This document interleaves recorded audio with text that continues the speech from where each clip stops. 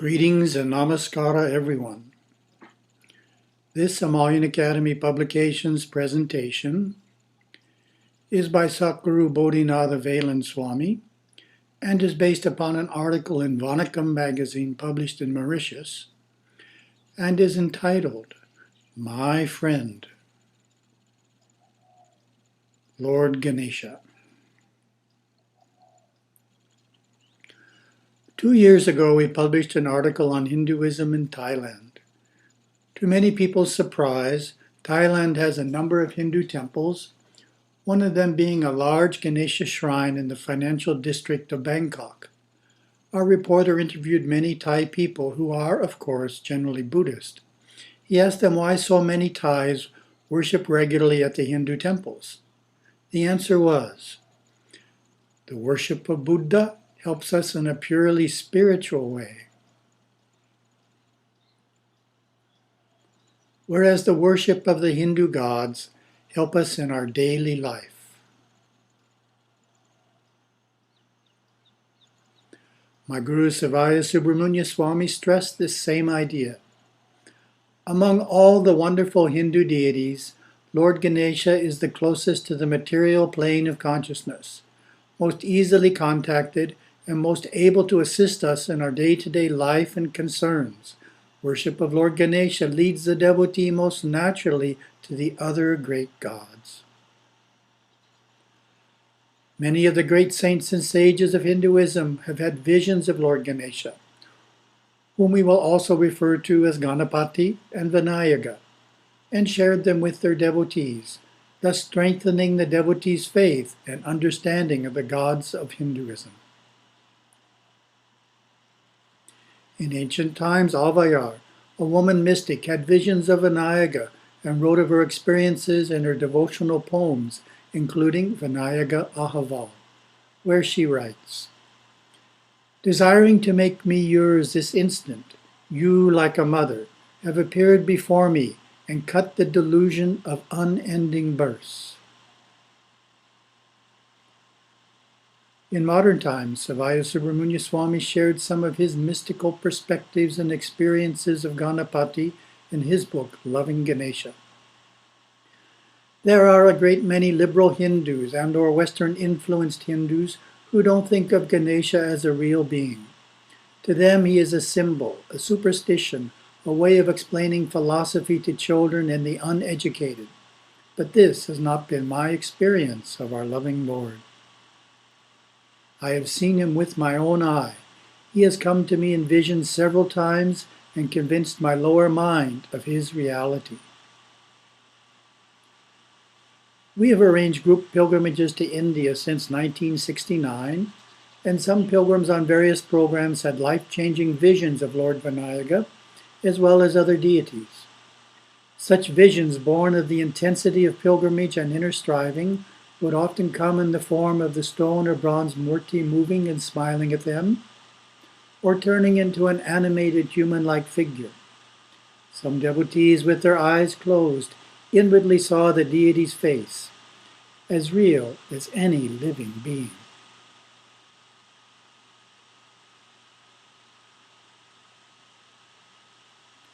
Though few have had such a powerful vision, in the year 1995, hundreds of thousands of Hindus experienced firsthand the widely publicized milk miracle in temples around the world. That year, millions of devotees offered milk to murtis of Lord Ganapati, who actually drank the milk, as world media and cameras recorded the remarkable happening. This surely increased many people's faith in the reality of Lord Ganesha. Knowing that the gods are real beings, and that the purpose of going to the temple is to experience their blessings, is what transforms the temple from a cultural hall to a truly sacred place. In speaking in temples, Gurudeva would often explain that the stone or metal deity images are not mere symbols of the gods. They are the form through which their love, power, and blessings flood forth into this world. Though a few devotees may be blessed with a rare vision, The more common way we experience the gods and devas is as an uplifting, peaceful, divine energy or Shakti that radiates out from the image. It is easiest to feel their blessings at the high point of the puja, when the flame is held high, or after the puja in a quiet moment of reflection. The blessings or Shakti of Lord Vinayaka is a gentle, soothing force.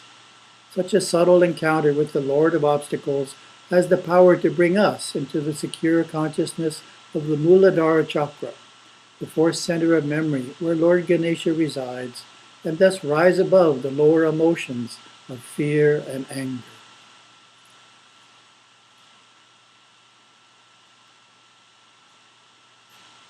There is a Tamil saying, Ganapati is my support, Ganapati Tunai, which conveys the idea that Lord Ganesha influences everything in our life for the better.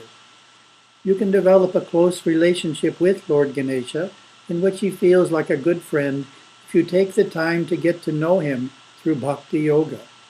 The practice of devotional disciplines, worship, prayer, chanting, and singing, with the aim of awakening love in the heart and opening yourself to the deity's grace.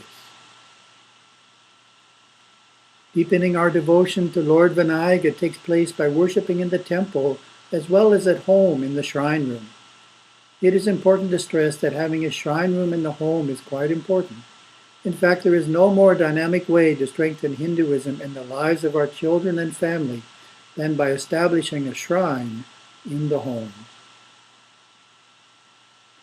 The home shrine works best when it is an entire room. That way it can be strictly reserved for worship and meditation, unsullied by worldly talk or non-spiritual activities. This is the ideal, which builds a spiritual vibration over the years. When that is not possible, it should at least be a quiet corner of a room, and more than a simple shelf or closet. Make the shrine a refuge for all family members, a haven where they can find peace and solace, where they can connect with the gods.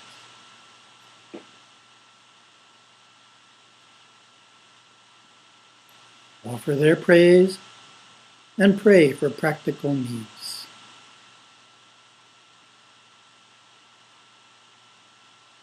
It is important to mention that daily worship in the home shrine does not eliminate the need to worship at a temple. Weekly worship at a local temple allows us to experience the blessings of God and gods in a stronger way than the home shrine.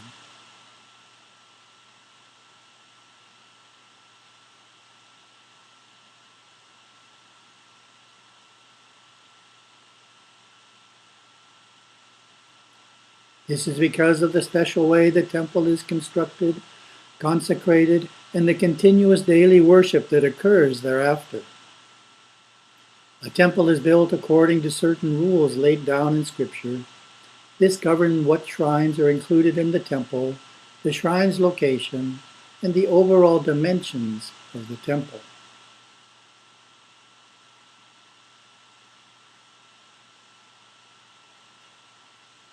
Consecration occurs through the powerful ceremony called Kumbhabhishekam, which involves a large number of priests performing elaborate ceremonies for days on end.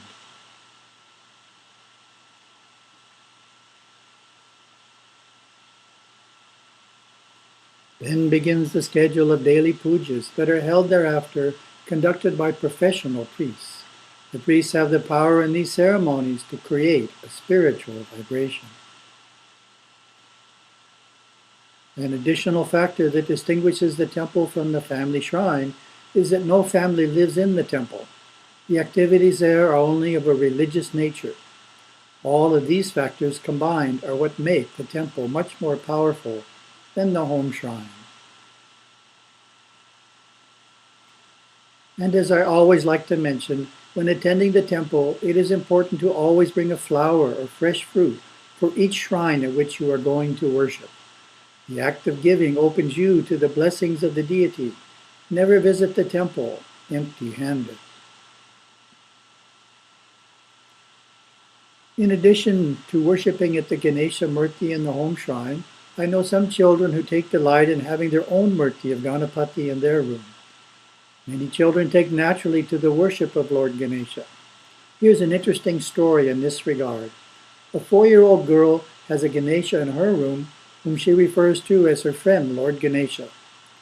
When her younger sister was recently born, she told her parents that her new sister also needs a Ganapati Murti in her room to protect her.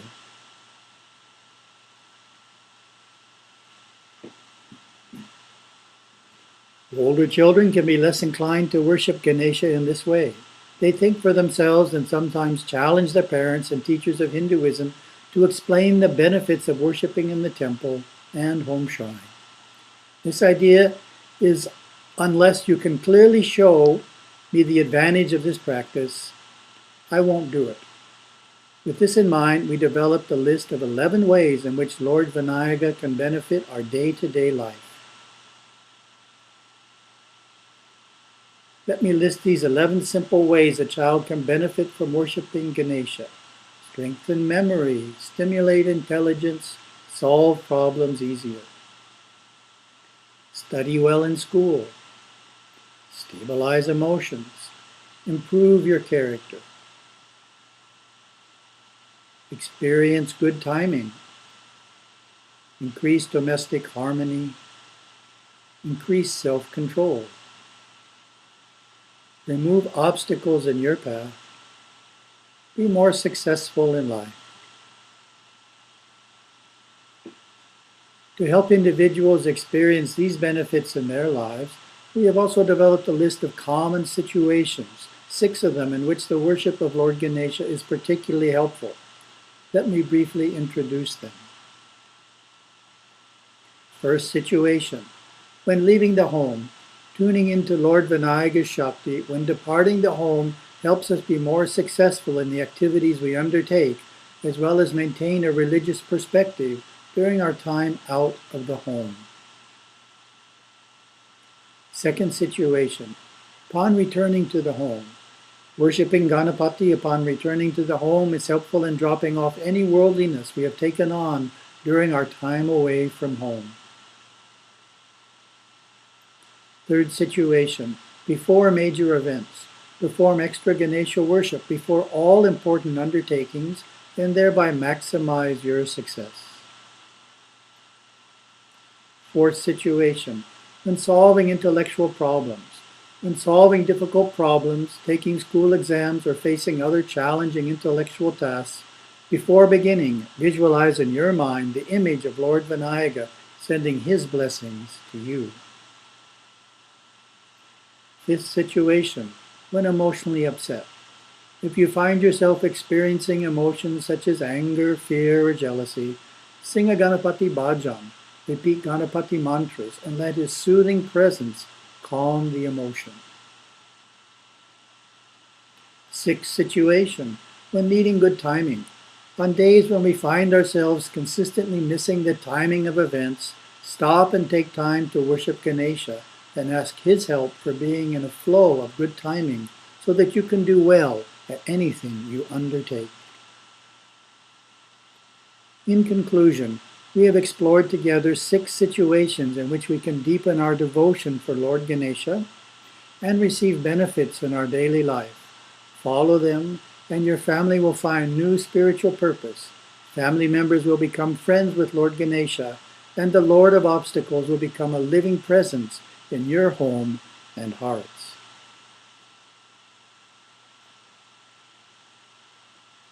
Om Shanti